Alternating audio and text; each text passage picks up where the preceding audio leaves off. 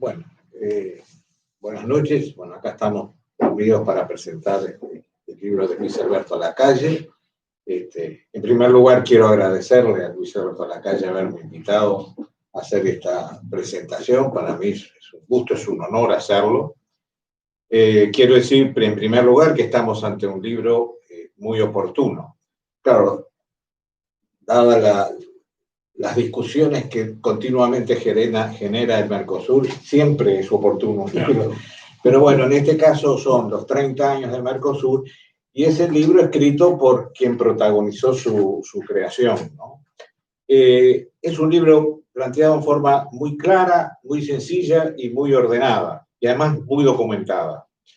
Basta ver el título, ¿no? Mercosur, nacimiento, vida y decadencia. Y ese es el proceso del libro, es casi, como el título es casi el plan de la obra, ¿no? Porque son los tres aspectos sobre el cual el autor elabora su libro.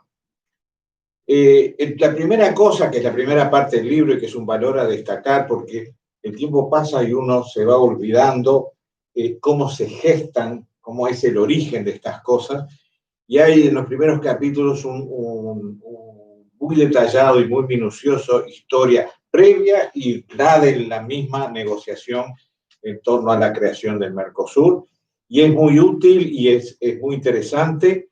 Además, claro, el autor, siendo presidente en ese momento, es protagonista de mucho de lo que cuenta, y además, de alguna manera, cuenta cosas que al final explican por qué hoy el Mercosur está como está, ¿no?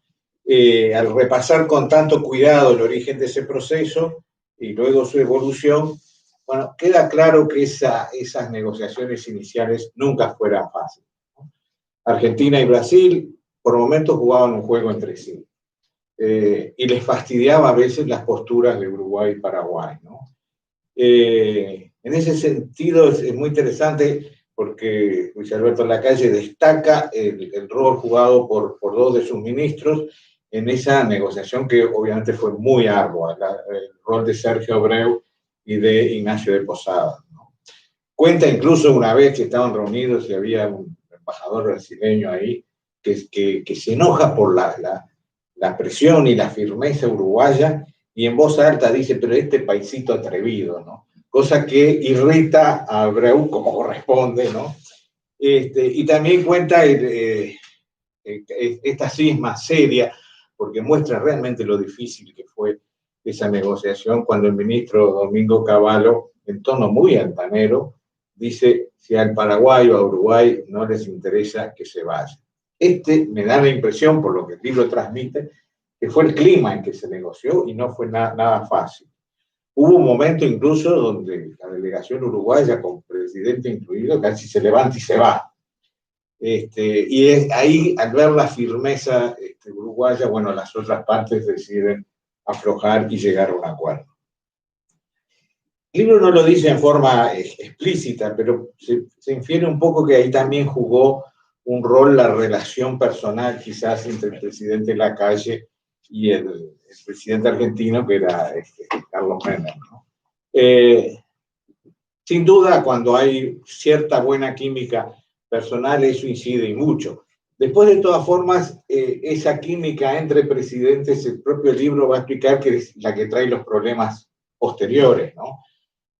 Porque a veces esa química, no siempre puede haber una buena relación, pero igual es urgente acordar. O tratándose de un acuerdo como es que está pensando hacia el futuro y a largo plazo, también importa la impronta institucional con que se hacen los arreglos, ¿no? Y esa química que puede haber estado en el origen es circunstancial y después puede no estarla posteriormente, como fue el caso de la relación entre los Kirchner y el presidente Vázquez, ¿no? O por el contrario, puede haber muy buena química y al final no lleva mucho, como sucedió con la crisis del 99 con Brasil, en que el presidente Fernando Henrique Cardoso se llevaba en lo personal muy bien con el presidente Sanguinetti, pero bueno, la crisis fue la crisis. El libro después entra en la parte medular, que es ir señalando las distorsiones que aparecieron con el tiempo.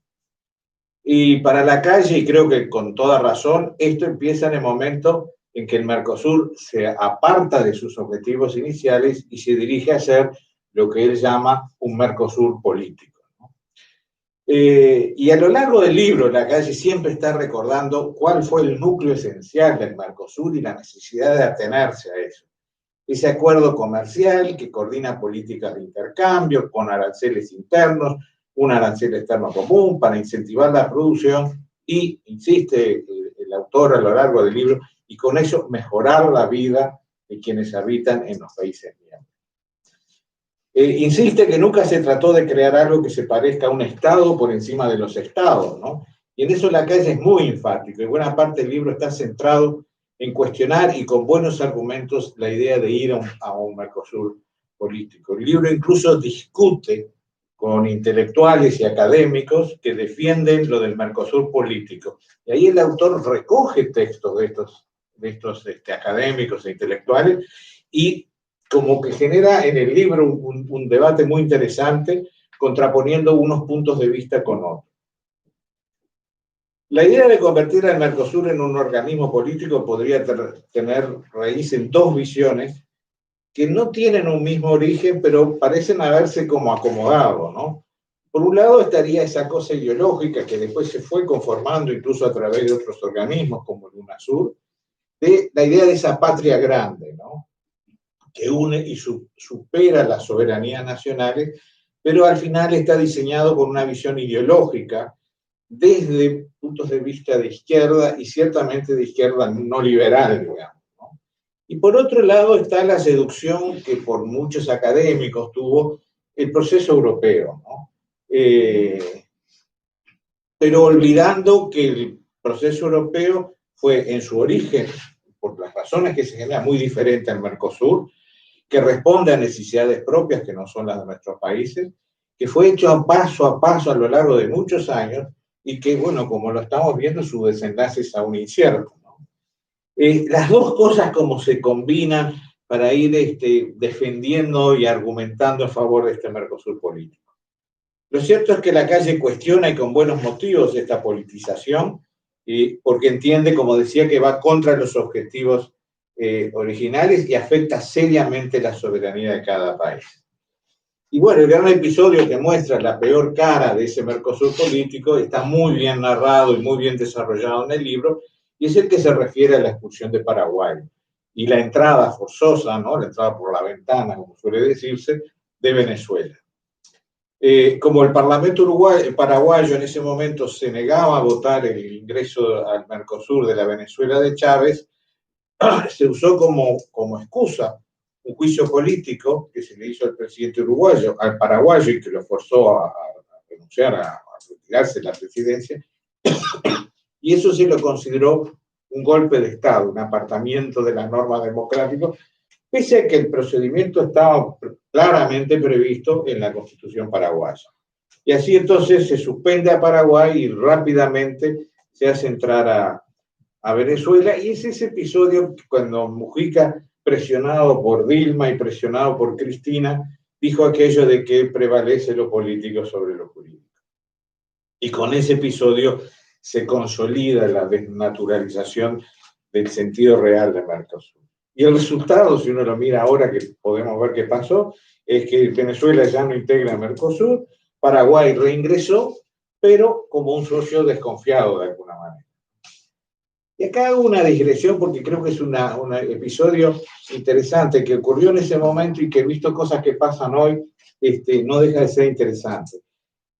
No sé si se recuerda que en ese momento el ministro de Relaciones Exteriores, Luis Almagro, en forma muy clara le advirtió al presidente que no era aconsejable esa jugada porque contravenía todas las normas. Fue muy claro el ministro ahí. Mujica no le hizo caso y pasó por alto una advertencia tan explícita. Uno podría decir, bueno, el ministro debió haber renunciado y no renunció.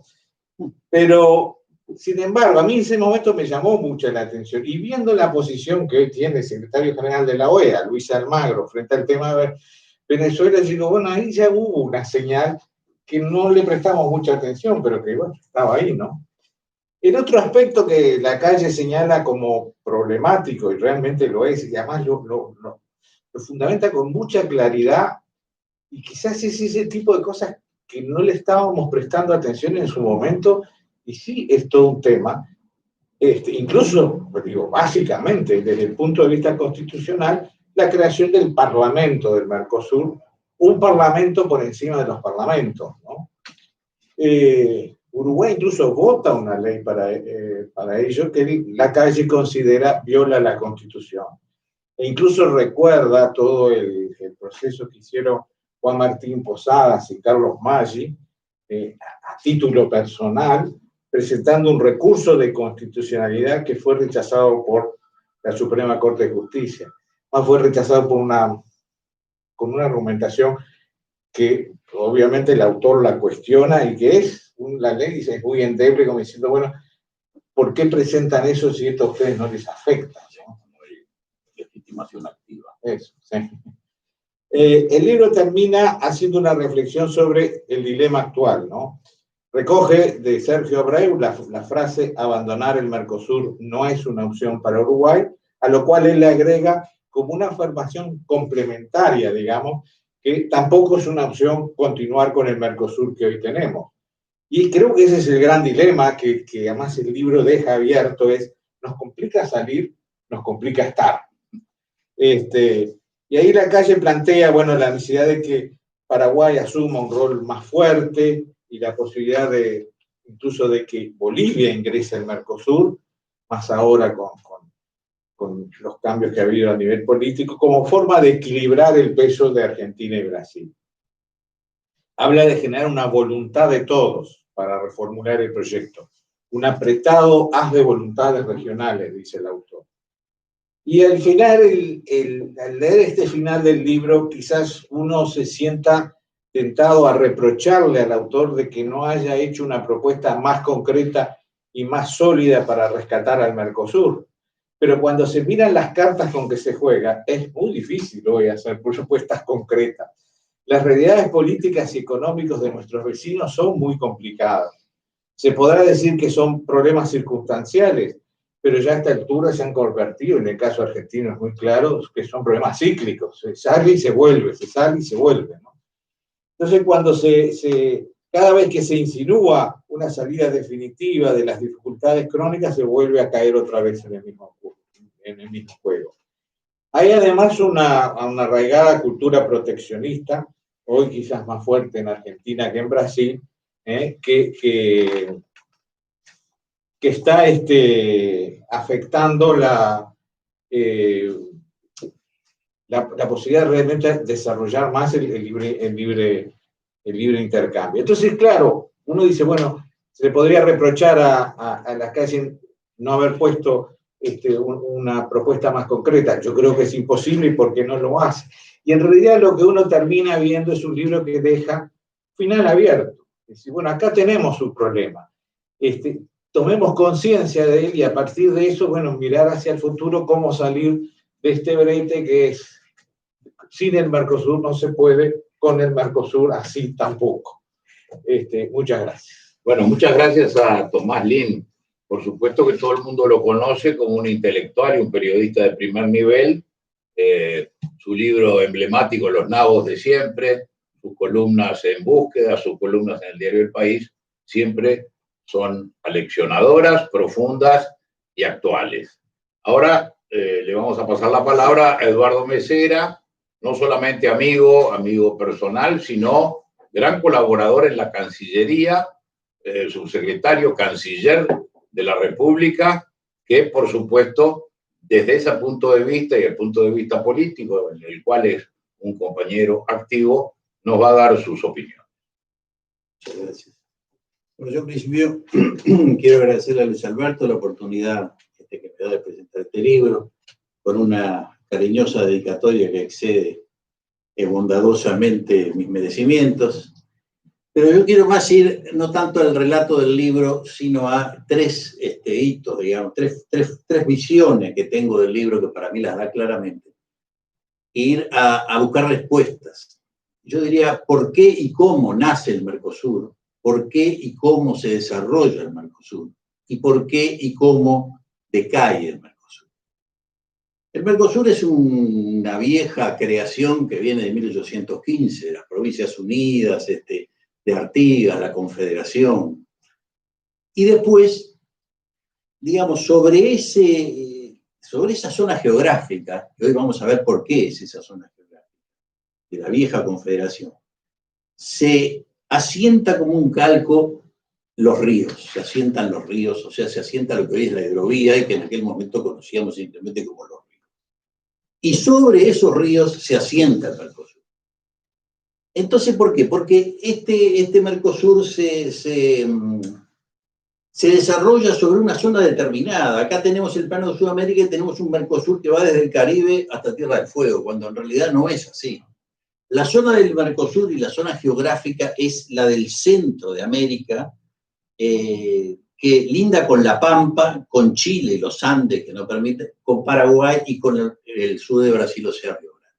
Esa es la zona central en la cual comienzan las Provincias Unidas y después se asienta el Mercosur.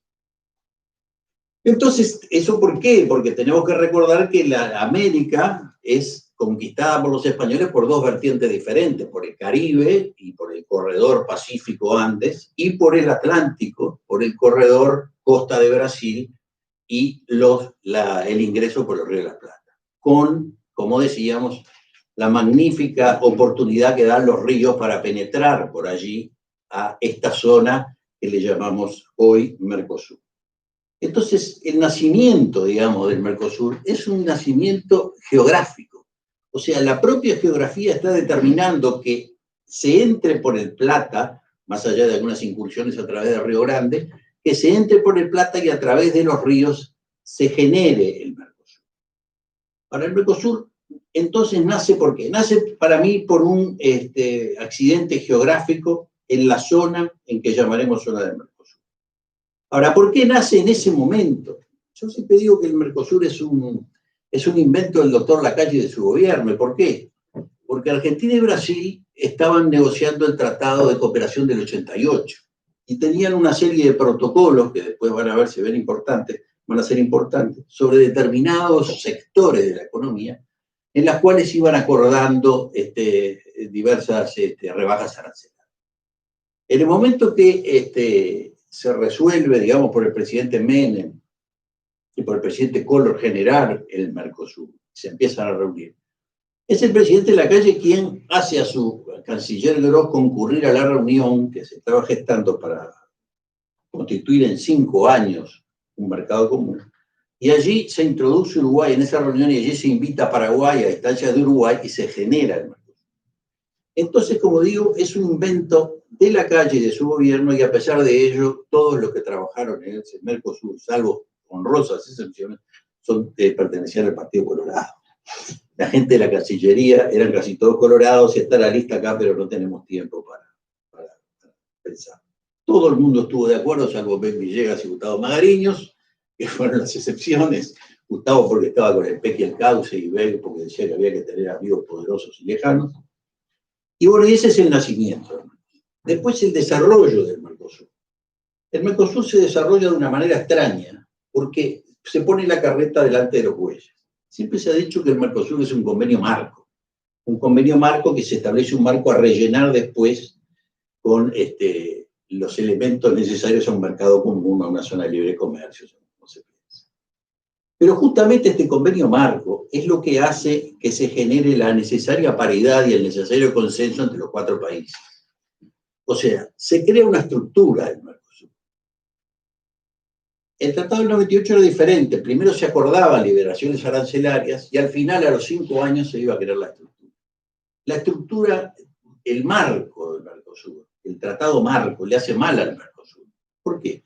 Porque crea una institucionalidad previa a los acuerdos. No hay acuerdos y ya hay institucionalización.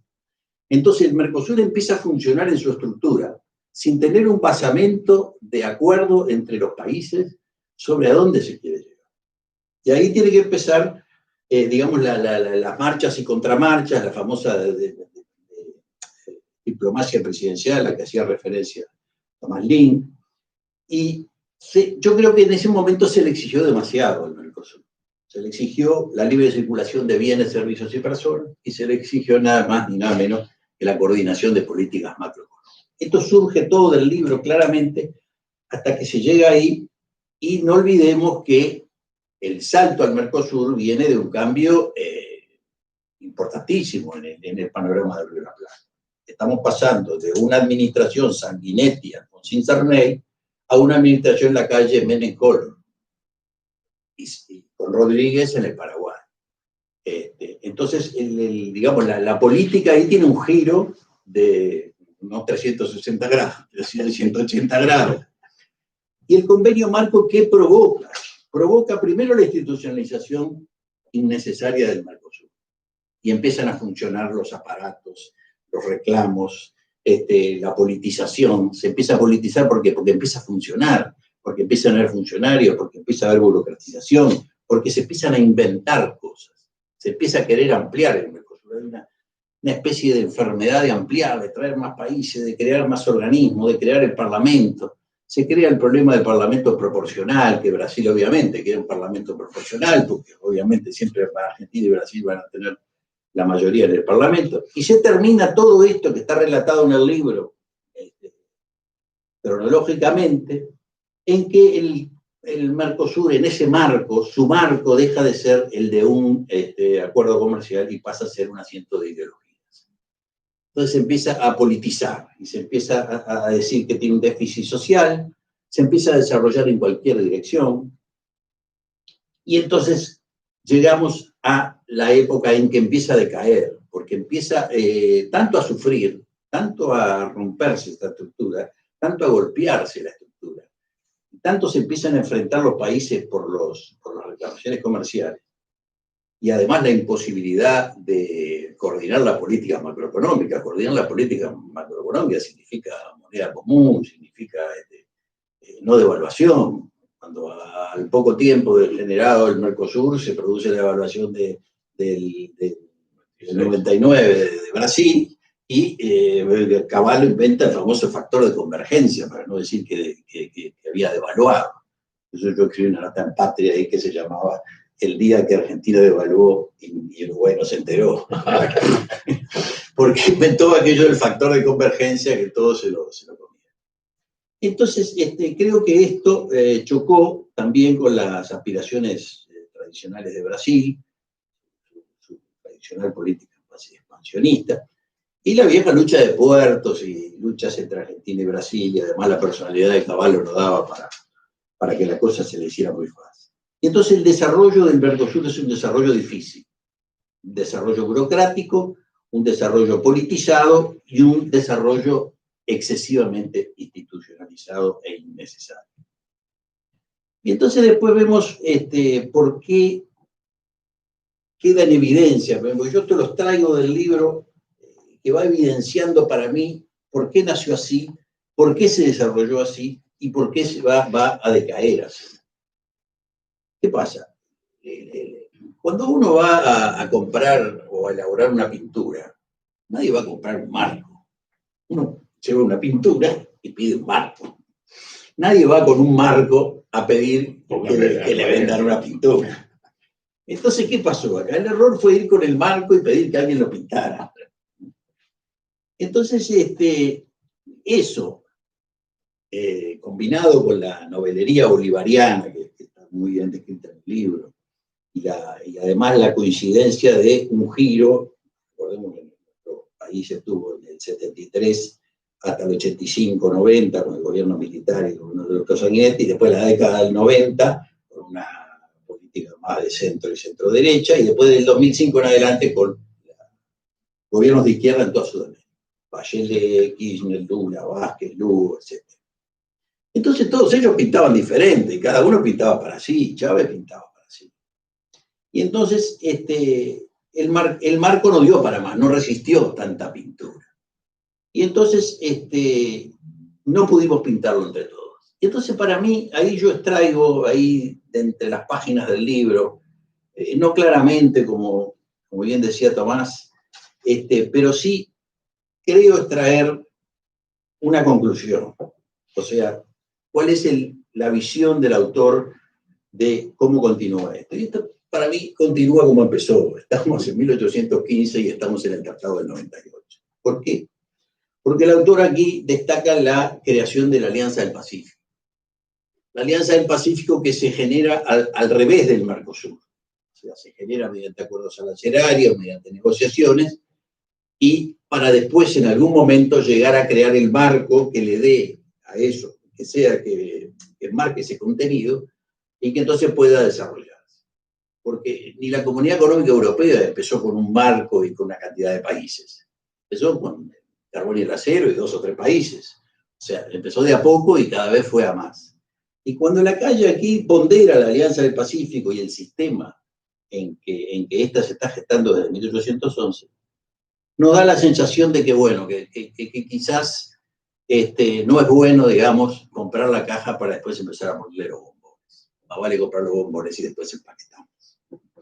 Muchas gracias, Eduardo.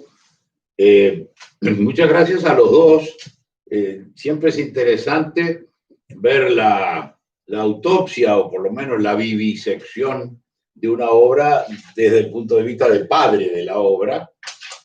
Yo quiero decir antes que nada que al libro lo presiden 2 ideas que han sido constantes en nuestra vida. Ya voy a cumplir 79 años el mes que viene, así que es una vida ya que está cerrándose. La patria y su identidad y su independencia y el realismo en las soluciones políticas. La primera, la idea de que nuestro país nació a pesar de los vecinos, que esas 2 fuerzas que tenemos a ambos costados siguen teniendo una enorme vigencia y hasta por su propia masa de habitantes geográfica, económica, son un constreñimiento a la vida de nuestro país.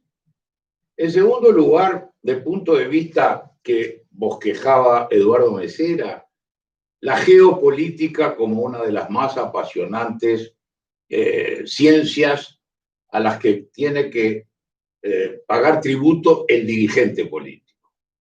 Empieza el libro con una descripción de una región. Dice muy bien Mesera, en Rondonia el Mercosur no tiene nada que ver, en Tierra del Fuego tampoco. Y es cierto, hay un cerno, un carozo, un corazón que es el sistema de ríos. Alrededor de los ríos se han desarrollado la civilización. Hay ríos como el Mississippi, que son de un solo país, hay ríos como el Rin o el Danubio, que circulan por varias entidades políticas distintas. Y de ahí lo de geo y política.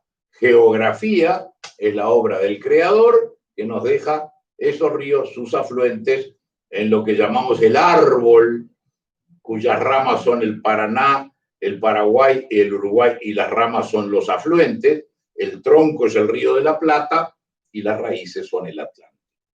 Los ríos son la apertura hacia la libertad. Ahora bien, lo político se coloca, se impone a esa realidad geográfica, física, y determina que haya un país independiente, el Paraguay, un país independiente en Argentina, el Uruguay, el Brasil, y Bolivia, que no la tenemos que olvidar y vamos a volver sobre ello. Lo cual provoca, a través de la influencia generalmente negativa del gobierno de Buenos Aires como centro de poder, califica todo el resto de la historia. La historia del Uruguay es la avanzada brasileña hacia el límite físico natural, que era el Río de la Plata, y si uno mira el mapa, tenía razón el Imperio portugués, tenía razón el Imperio del Brasil.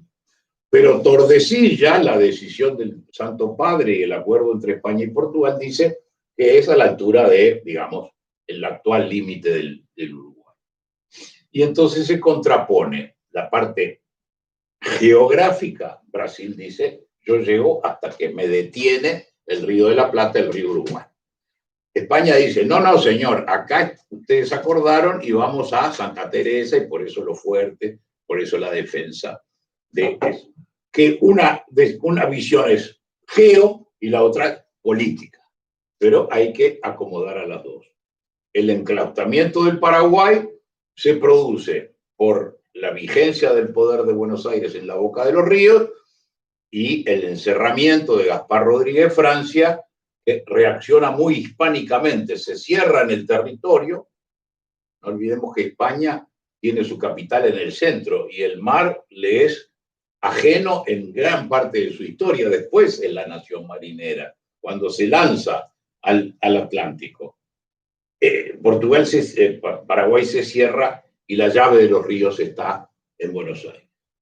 Nuestro país entonces actúa como antemural porteño, antemural brasileño y a veces como bisagra. Para nosotros esta visión es muy importante y siempre hemos pensado y ha pensado nuestro partido desde el gobierno de Berro en que al eje Asunción, Buenos Aires, Río de Janeiro, es decir, el eje este-oeste, ahora es Buenos Aires, Brasilia, pero el sentido es el mismo, había que oponer como equilibrio Asunción-Montevideo, que es lo que propone el canciller Juan José Herrera antes de la guerra de la Triple Alianza y que nosotros hemos reivindicado bajo el nombre de política de los meridianos. Le pusimos ese nombre.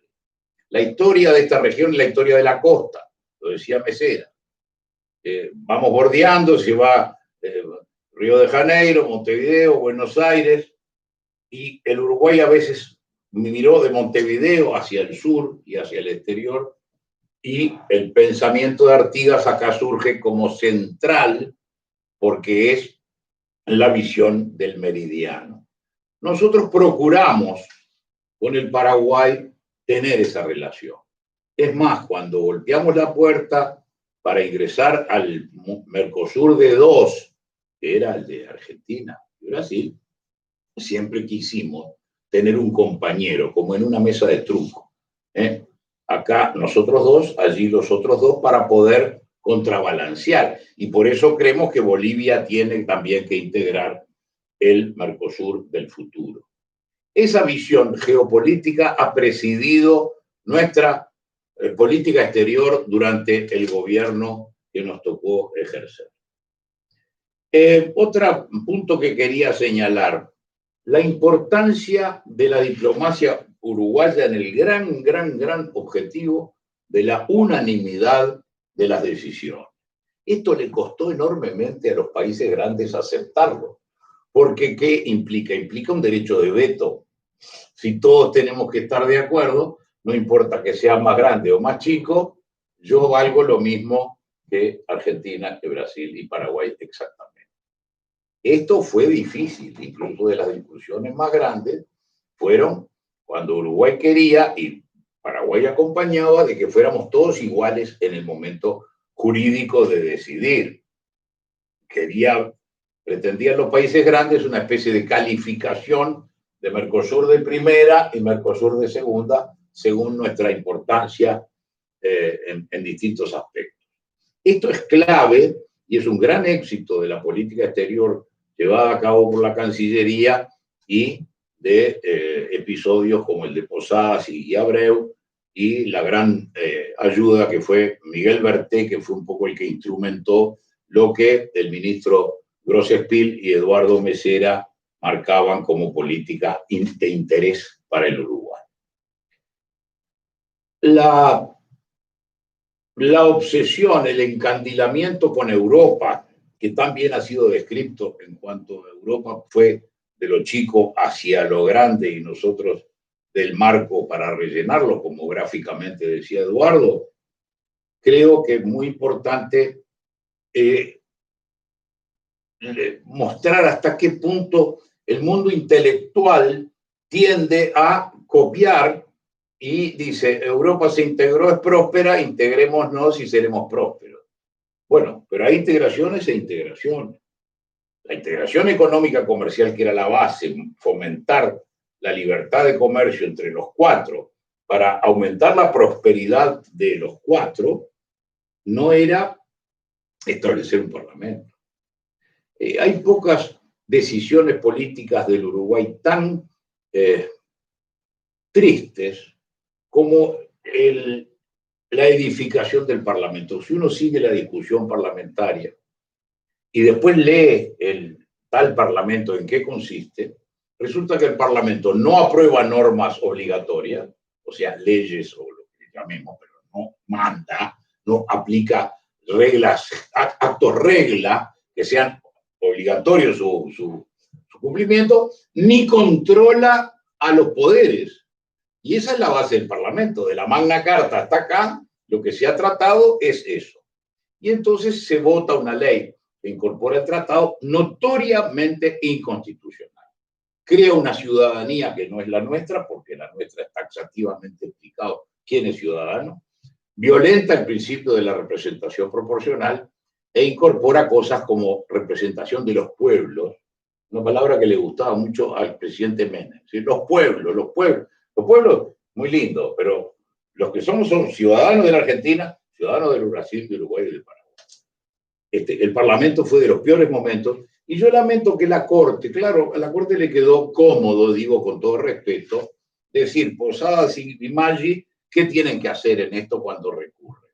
Y dicen, no tienen legitimación, no hay un interés directo, personal y legítimo, cuando para mí había las tres cosas se cumplían.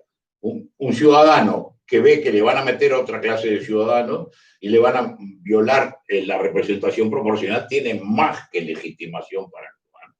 Y un interés directo, por supuesto, personal, porque afectaba a su ciudadanía, y legítimo, legitimísimo, me parecía a mí. Lamentablemente, esto quedó, pero creo que se testimonia a través de la lectura de la demanda y la presentación ante la Suprema para pedir la inconstitucionalidad es suficientemente patriótica, defensora del interés nacional y de la integridad de un sistema político que mucho nos costó construir y que todos reputamos como bueno. Otro punto que quizás a mí me gustaba señalar, esto implicaba una carrera de maratón. Creo que hasta el ejemplo está ahí en el libro. Y entonces decíamos, bueno, señores, ojo que tenemos que prepararnos. Entonces yo me acuerdo que recorrimos todo el país, en todas las capitales hicimos un acto público con la asistencia de estudiantes, era lo que más nos importaba, centros comerciales, sindicatos, a decirles, señores, se viene un cambio. No podemos correr esta carrera estando como yo, con sobrepeso. Tenemos que alivianarnos. Y eso implicaba un llamado a la reforma interna del país, que después se intentó, en parte se logró con la ley de puertos, las desmonopolizaciones, pero se frustró con la ley de empresas públicas. El país necesitaba ser más ágil, con menos trámites, con más rapidez, con un Estado un poquitito más adecuado al cuerpo, que en definitiva no se logró del todo, pero el impulso era muy bueno haberlo mostrado. Quizás no fuimos lo suficientemente demostrativos, decirles, miren mi amigo, usted así como está no puede correr la carrera. Prepárese, el país tenía que prepararse. Y ese era un efecto secundario, pero no menor, de la entrada en el Mercosur.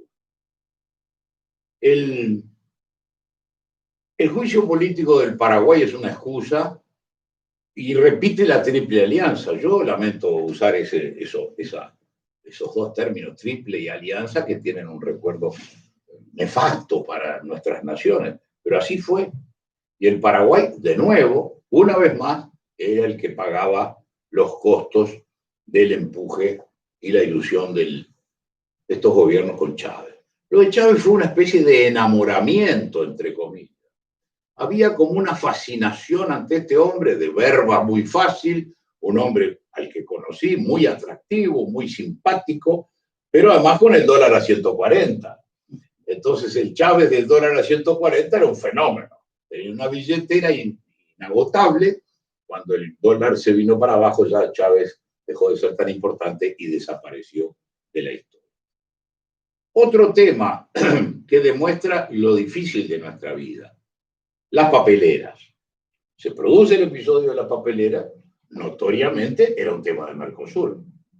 Planteamos el Mercosur, Brasil miró para otro lado, como es bastante habitual, y no hubo pronunciamiento, cuando era un notorio episodio que violentaba la libertad de comercio, la libertad de inversiones, un momento realmente difícil para el Uruguay. El Mercosur ahí falló. Lo cual demuestra que las fuerzas de inercia histórica, de inercia geopolítica, son muy fuertes y tenemos que precavernos de ellas hasta donde se puede.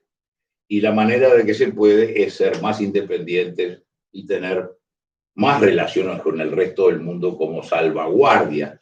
La palabra del doctor Herrera es rectora, amigos poderosos pero lejanos, en el libro La política exterior del Uruguay.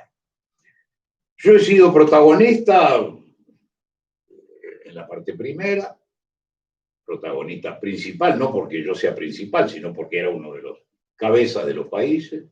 He sido testigo privilegiado porque no he abandonado, no abandoné en ese tiempo la vida política cotidiana y desde distintas posiciones seguí de cerca este tema.